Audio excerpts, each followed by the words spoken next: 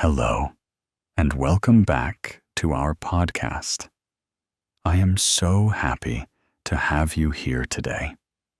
Please take a deep breath and relax your shoulders, because today we are going to talk about something very special. It is something we all want and dream about, which is the psychology of happiness. In our busy modern world, we often forget to pause and ask ourselves what truly matters. So today we will slow down and explore this together. First, let me ask you a simple question. What makes you happy? Is it a new car, or a sunny day, or maybe just a good cup of coffee in the morning? For many years, psychologists thought that happiness was just luck. They thought some people are born happy, and some are not.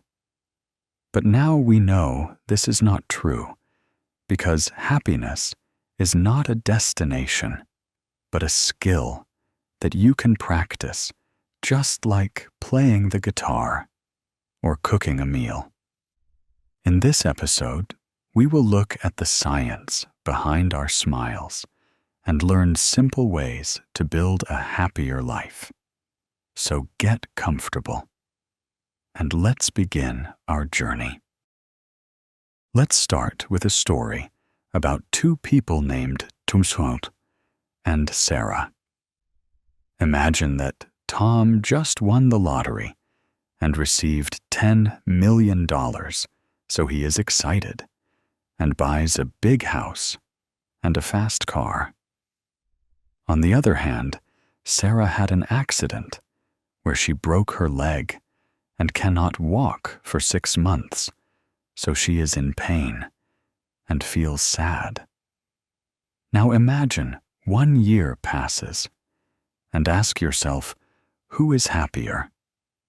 Most people think Tom is much happier. But research shows something surprising. After 1 year, Tom's happiness returns to normal because he gets used to the big house and the fast car. Sarah also gets used to her situation and finds new hobbies and appreciates her friends. More so, their happiness levels become almost the same. This concept is called the Hedonic Treadmill. Think about a treadmill at the gym where you run and run, but stay in the same place. We get something new and feel good, but then we get used to it and return to our base level. This teaches us that money and objects give us short-term pleasure, but real happiness comes from somewhere else. There is also an important lesson here about how we spend our money. Psychology tells us that buying experiences makes us happier than buying objects. If you buy a new phone, you get used to it in a week. But if you go on a trip with friends or learn a new language, the memory stays with you forever and becomes part of your identity. Another big enemy of happiness in our modern time is comparison, especially on social media. We often look at Instagram and see everyone smiling and traveling and eating perfect food. We compare our messy real life with their perfect highlight reel. This makes us feel like we are not enough. But remember that a photo is just 1 second of time and does not show the full truth. Real happiness happens when you stop comparing and start appreciating your own unique journey. So if money and fame are not the answer, then where does happiness come from?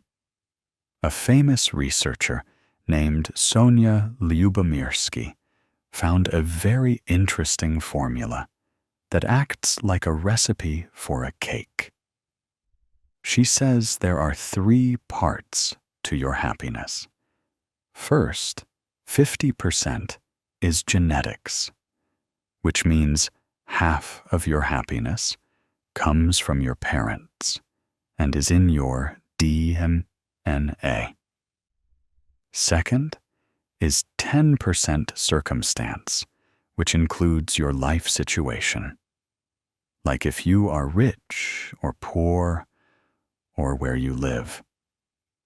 Surprisingly, this only changes your happiness by 10%. The third part is 40%, which is your habits. This represents your thoughts and actions and your daily routine.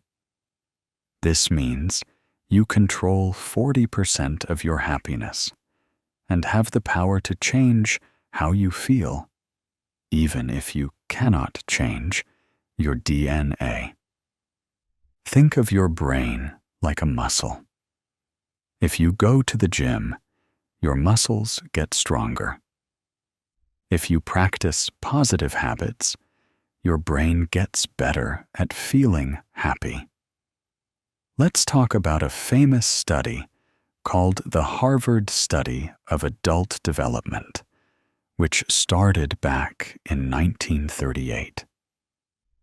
Researchers followed a group of men for 80 years to see who lives the longest and who is the happiest.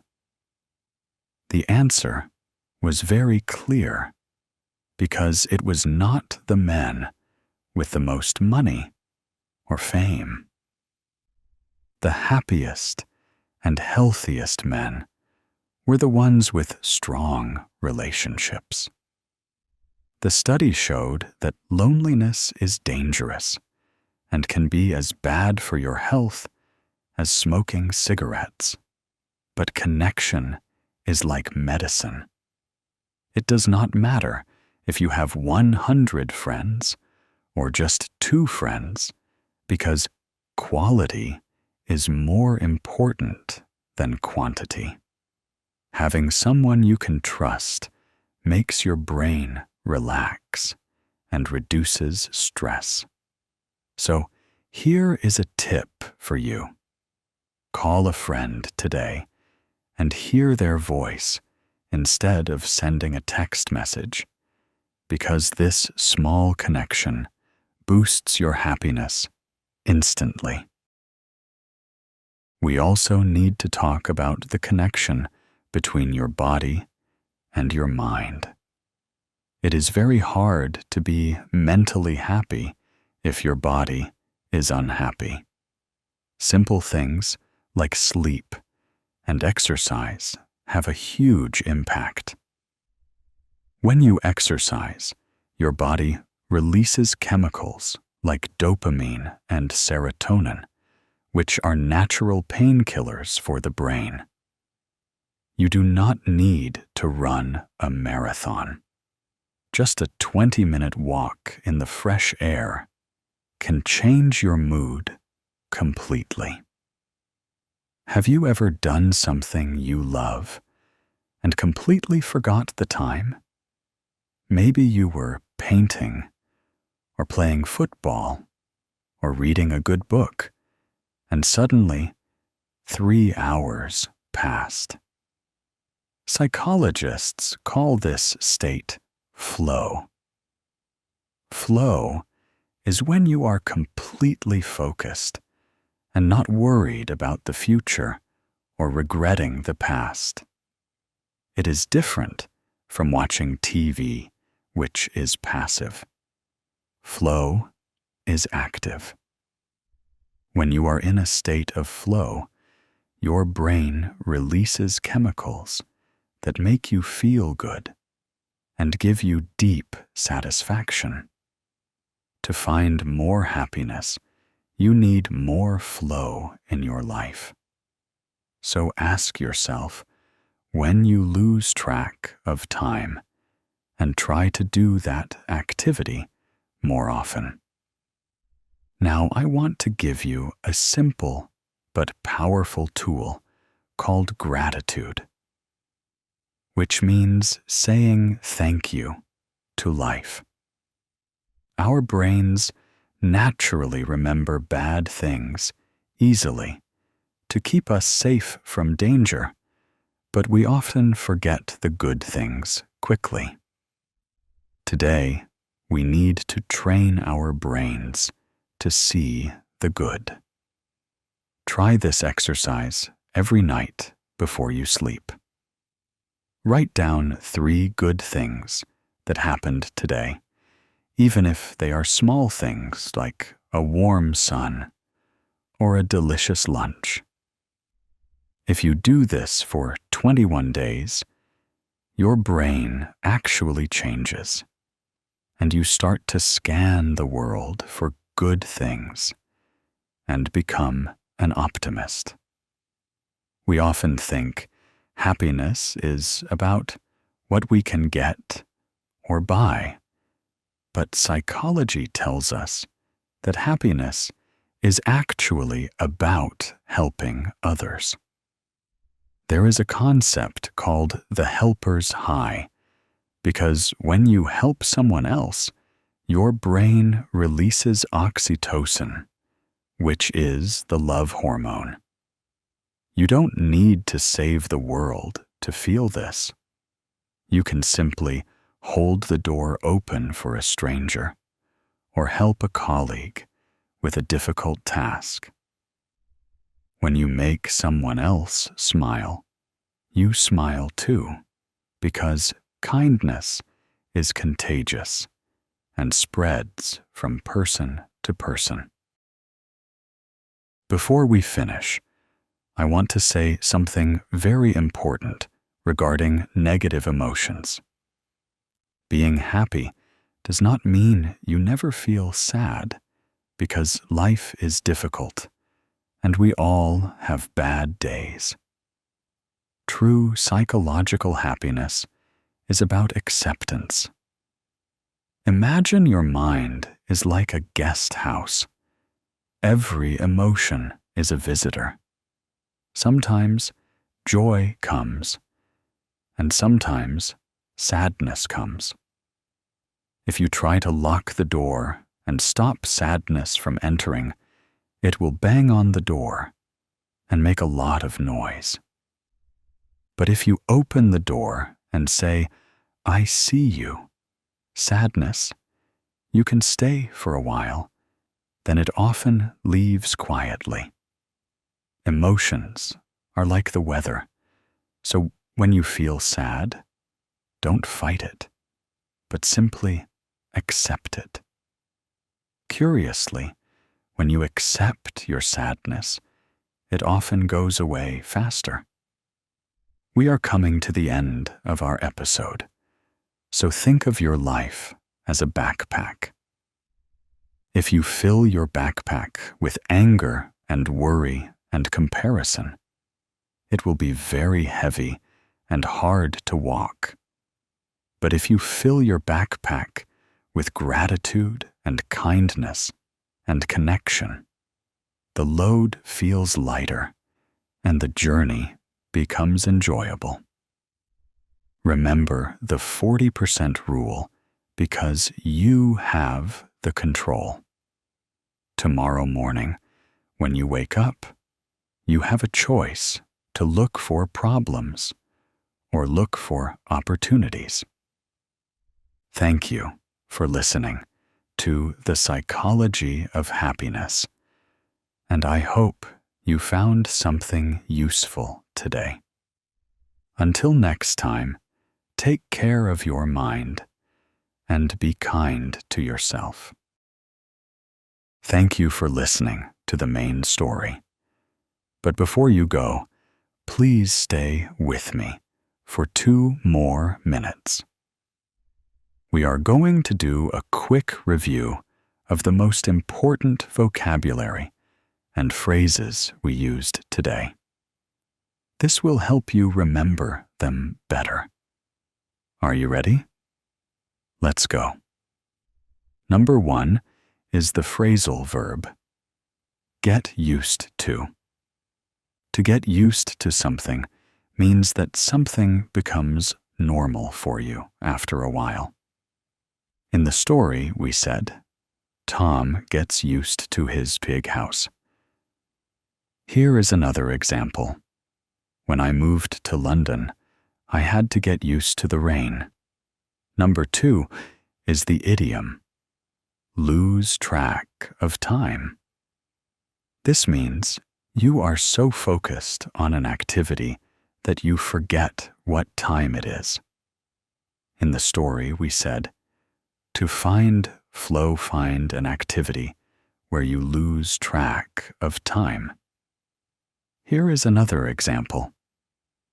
I was playing video games, and I completely lost track of time. Number 3 is the adjective contagious. Contagious usually describes a sickness that spreads from person to person, like the flu. But in psychology, we use it for emotions too. In the story, we said, kindness is contagious. Here is another example. Her laughter was contagious, and soon everyone was smiling. Number 4 is the collocation. Take a deep breath. This is a very common phrase. You don't just do a breath, you take a breath. In the story, we said, please take a deep breath and relax. Here is another example. Before the exam, she took a deep breath to calm down. Number 5 is the noun, optimist. An optimist is a person who sees the good things in life. The opposite is a pessimist. In the story, we said, gratitude helps you become an optimist. Here is another example. Even when things go wrong, he stays an optimist. And finally, number 6, highlight reel. This is a modern term. A highlight reel is a collection of only the best moments of a movie or a game. We use it for social media to say that people only show their best moments, not their real lives. In the story, we said, we compare our real life with their perfect highlight reel. Excellent job today.